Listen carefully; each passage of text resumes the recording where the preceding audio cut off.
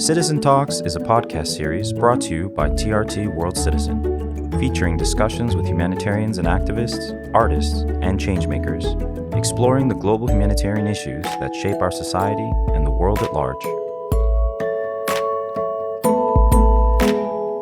Hello, I'm Elif, and this is Citizen Talks.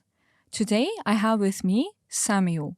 When Samuel first started his education, he probably dreamed of working at a successful school, which would look good on his CV. But his ambition made him one of the best teachers in his country. Despite being sent to a rural primary school with very little resources and discouraging colleagues who warned him not to do too much for indigenous children. Through his creative idea and hard work, he had not only won many awards, but also broke down the stigma on students in rural areas. Thank you so much for being with us today. It's a great honor to have you with us. So, you have such an inspirational story, and I want to know first, what was your first reaction when you were appointed to one of the worst performing schools? Because, as I said in the introduction, most probably it wasn't something that you dreamed of in the first place. Well, first of all, I think I saw my career pan out very differently when I was in university. The common career trajectory of a teacher in Malaysia would be like, you could get sent to a good school, you become a master teacher, or you do your master's, then you do your PhD, you go on to higher education. And so that was the usual trajectory. But I think throughout my life, I think what my parents taught me was a lot of the things that you do, and in everything that you do, you need to put your heart and your passion in it. And unfortunately, or maybe fortunately, when I was in university studying to become a teacher, I never found that. Although I did really well understanding the theoretical and the methodological aspects of teaching and learning, I never found my heart. But things changed dramatically. I was expecting to go to a usual school, but when I was sent to this rural indigenous school, in the first 3 months, I have to be very honest with you, I thought of quitting right away. Because of the challenges, I know it's been recorded in research, in media, that indigenous schools or rural schools are often associated with the lack of accessibility, the lack of infrastructure. But what I saw was the biggest problem, like you mentioned earlier on, was the stigma. And I think that kind of like changed. It made me feel that it was just a challenge that was too hard to overcome. Because if you don't have infrastructure, you buy infrastructure, right? If you don't have computers, you will get computers. But if you want to change one's mindset, one's expectations, or you want to change that environment, it was really, really hard. So I thought I could not do it. But what changed, I think the turning point for me was as I dived into the livelihoods of my children, my students, I call them my children, the community, the indigenous community. My life changed first. My perspectives of what it meant to be an educator changed first. It was not just about someone going into a classroom to teach a subject or to finish a curriculum or to teach based on a textbook. It's about changing lives. And they changed my life first. So from that moment onwards, I saw that the main idea of teaching and learning is to make it relevant and to make it meaningful. And from that moment onwards, I think there was just no turning back for me. So I did it all. I think the hero of my story, I can just say it right now, it's not about me. It's about children. It's about students. It's about communities like this that has often been marginalized, overlooked. And we go in with the idea that we know what to do instead of just going to communities and listening to them, talking to them and understanding them. So yeah, initially I wanted to quit. It was not something that I wanted to do, but I think the children, the community, they changed my life. Is there a particular student, and it's actually quite nice and heartwarming that you call them my children. So is there a particular student you can mention to us that that had a huge impact on you, and maybe not one, perhaps more than one, but like, is there a story that you would like to share in this regard? Well, there are many stories, of course. I think teachers are filled with stories. Even yesterday during the speech, I was like, I've got to start with the story. But I think after 3 years or 2 or 3 years in that school, I started questioning a lot what I was doing. I think when you are working in an environment that is challenging, that you don't have much support around you often question yourself, and to find that sense of motivation. Why am I doing this? Let's be honest, teachers don't get paid much, right?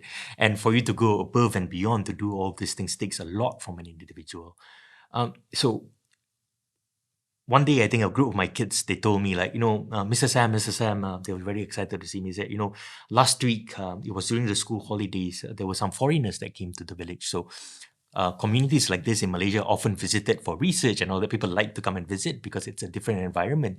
And they said, my kids said, they spoke to us in English. And I was like, oh, okay, what did they tell you, right? What did they ask you about? And they said that, they asked us what we liked, what was our hobbies. And I asked my kids, I said, did you speak in English? And they said, yes. I was like, oh, okay, at least I'm teaching them something really well. They spoke in English. But among all the children, most of them were really happy, but one was obviously very agitated and annoyed. And I was curious, right? So I said, why? Why are you so annoyed of what happened? And I'm going to say it in my local language first. So she said in exactly this words, she said, "Diorang ingat kita bodoh, sir." Which means, sir, they call me sir, they think we are stupid. So the foreigners think we are stupid. I'm like, oh, why? Could you tell me more? They think we don't understand them. They think we cannot communicate with them. But we showed them that we rural kids from this area can speak with them, can talk to them, and show them who we are, what's our identity, and what we're made of. And that story really, really, really woke me up. And it felt like, wow, that I'm not just there to teach you something. I'm empowering human beings. I'm empowering lives. I'm actually a crucial factor in their lives that can make or break them. And from that moment onwards, again, I think, like I mentioned earlier on, to get that motivation. So stories like this really keep me going, to make me realize that there's a reason behind this. I'm here for a reason. I'm here for a calling. And stories like this definitely empowers and motivates me. Yeah, so I guess it's something reciprocal. Like you give something course. to the kids and they give you something back. It's actually quite amazing and reminds me of this saying that, like I speak English because there's no other language you actually speak. So you cannot speak my language. That's why I speak English with you. That's quite interesting. And one thing that I also wonder, because you had such a positive impact on these kids, how was their parents' reaction? How did they contribute? Because you were putting so much effort into this, and did you receive any support from them? The rural indigenous community in Malaysia, it's stated in research and all that they are often looked as not good enough, not smart. They have no motivation to go to school. They have no motivation for any sort of education. Parents don't want to be involved, so they are ostracized from a lot of parts of society. And when I saw that, so everybody around me was telling me, you know what, there's no good reason to work with them. There's no good reason to actually engage with the community. Initially, I thought that it was true, but as I got closer to the community, I started speaking to them. It made me realize which parent would not want their kids to do well? Which parent would not want to celebrate their child doing really good in school? But when I spoke to them and I engaged with them, I realized it's not because they did not want to participate, because generally a lot of them couldn't read and write. They didn't go to school themselves. So they just did not know how. They did not know how. And because there is this overarching view that they do not want to participate or they can't contribute, what happens is that they isolate themselves. So when I started giving them the opportunity to take part in what I was doing, so like for example, I think these are simple things that teachers or educators can do. Get the parents involved. If you're in an underprivileged community, bring them to the classroom. I started bringing parents to my classroom. They started sitting with me. They started making decisions with me in the classroom, like what storybooks are we going to do? What kind of activities are we going to do? So it creates a sense of ownership. And when you have ownership, you have trust. And when you have trust, I think there's no going back from that point onwards. So as we created that sense of relationship between me, the students, the parents, the community, whatever that we were doing, it's not easy, it took time, but whatever that we were doing became extra successful. So I gave them the opportunity and they showed that they wanted to be involved if given the right opportunity to do so.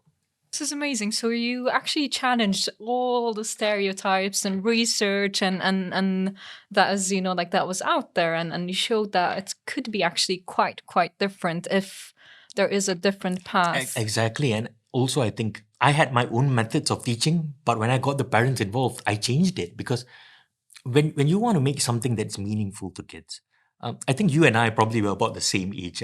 When we were in school, we never had the opportunity to quit school. right? If I were to tell my mom when I'm in primary 3, 9 years old, I said, no, school is boring, I don't want to go to school anymore. My dad would probably give you a slap or something like, you go back to school right now. But for kids like this, because they don't see what's their direction, they might as well quit school right away. So when I involved them, they taught me how to adapt their livelihoods, their culture, their identity into what I was teaching them. And that made every lesson, every single day, every lesson that I taught in the classroom or outside of the classroom, meaningful. They knew that they were there for a reason. And it all happened because I got the parents involved, I got a community. That's quite amazing. And were you the only teacher in that school, or like? And I'm wondering, like, how did this work of yours impact other, like teachers who are teaching perhaps in your school or in other, rural communities? Did it spread out and like, and as we say, like there is a snowball effect, like did it grow into a bigger motion, or like what was the impact? So I started off, like I said, doing little things within the confines of my classroom. But I realized it was not enough. So a lot of the interventions that I started doing in that 10 years in the school was doing community outreach programs within the community. Some of it is called tree school. So we did community learning centers within the environment, within the forest of where my community was living in. But then sooner or later, I think I got the attention of the Ministry of Education Malaysia. So I'm really grateful to them. They saw that whatever that I was doing could be replicated in other communities, in other schools. And that's where I think was in 2015, 2016, where I started training other teachers, not just within my school, but within the district. Then it went on to the state, and then it went on nationwide. I was brought to multiple other schools across Malaysia to share my best practices, to train teachers and to coach them, to guide them in a way that whatever that I've done, so that they don't do the same mistakes that I did, right? It's like whatever that I've learned and whatever interventions that I did could be done in their society and their community as well. That's quite amazing, and so I guess part of like what took attention of the Ministry of Education was the success of your students, and what I read is amazing. From 30%, if I'm not wrong, it's just increased to 80%. And what other avenues did the state open for you apart from like? Did they increase funding to these schools? Did they, like, I don't know, provide perhaps more facilities in terms of, like making education like more technological, or yeah? I think one of the back to the results, I think I'm not so proud of the numbers. I think we went from an average of 30% to 80%. In certain years, we had 100% passing rates. I'm not so proud of the numbers, but I'm very proud of the process. I think a lot of times you are just very product focused instead of process focused. Definitely. So- Excuse me for the question. So it's I think a lot of times people say, "Oh, you're scoring all the A's." I think in Malaysia or in Asia in general, it's very KPI driven, or it's very numbers driven. So I'm always like, no, if the process is right, the numbers will show. But then again, I think throughout the years, what happened was the number of support initially was very challenging. I have to be honest, from the ministry as well, because a lot of the methods that I was doing was unconventional.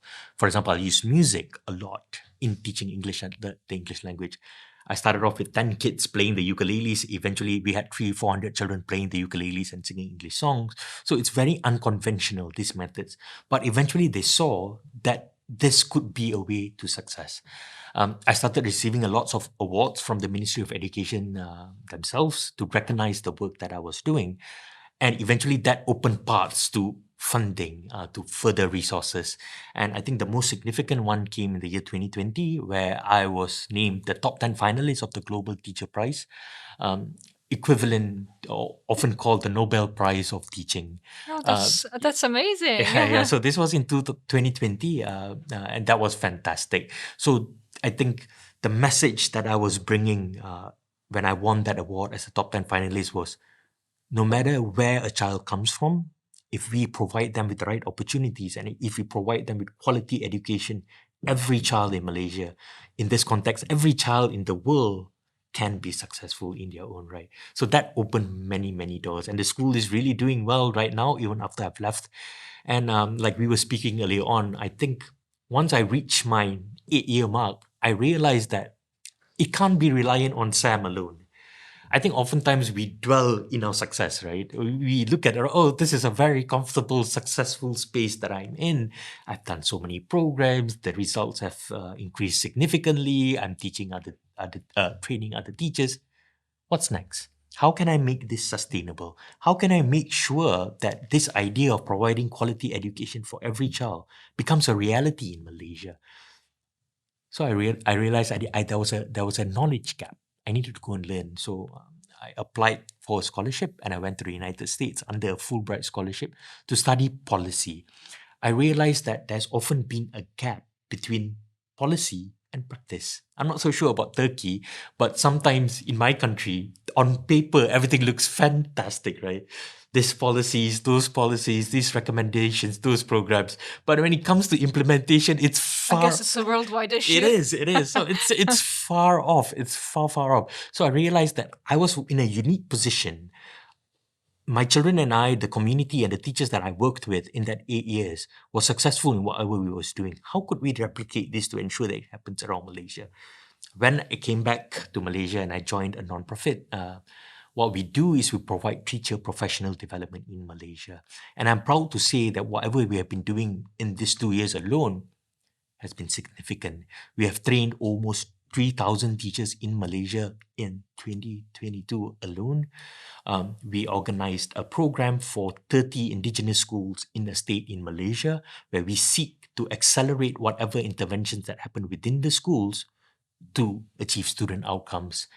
We also organized something called the Malaysia Teacher Prize, actually. So the idea of the Global Teacher Prize, I think similarly to what TRT is doing, is to give recognition for individuals that come from various walks of life, to give them that platform to have a voice.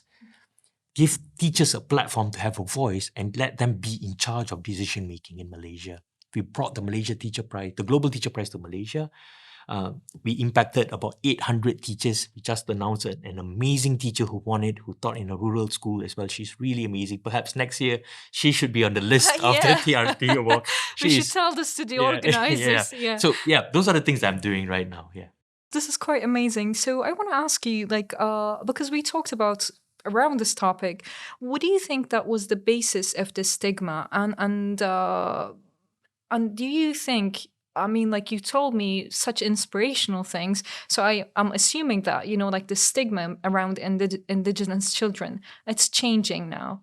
So can you just a little bit talk about this? What was the basis? And we already mentioned a couple of points that how it is changing, but how do you see perhaps the future prospects? I think when we look at minority communities, be it indigenous communities or refugees, they are often looked as not part of society. They are often at the sidelines. Whatever we are doing is not inclusive. It does not cater to their needs, to their identity, towards what they want. And when they underperform within the system that we have created that benefits us, we blame them. We say that, oh, you can't keep up. That's your thing. Yeah, that's your issue. So with regards to the stigma, if I'm focusing a lot on education, I think it's just reinforced ideas. Because the challenges in this school, I'm not going to say that it's easy. It's not easy. It's really, really tough. It's really tough. And because it was tough, it made everybody come up with a fixed mindset that change was not possible.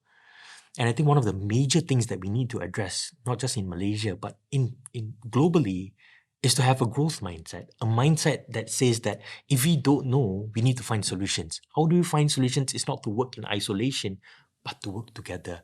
So these are the things. But specifically about the indigenous community, I think this stigma and this perception, it's mainly about underperformance, cultural inadaptability, teachers not trained. Like I said, in the first 3 months when I was in that school, I wanted to quit. Why? Because I was not ready.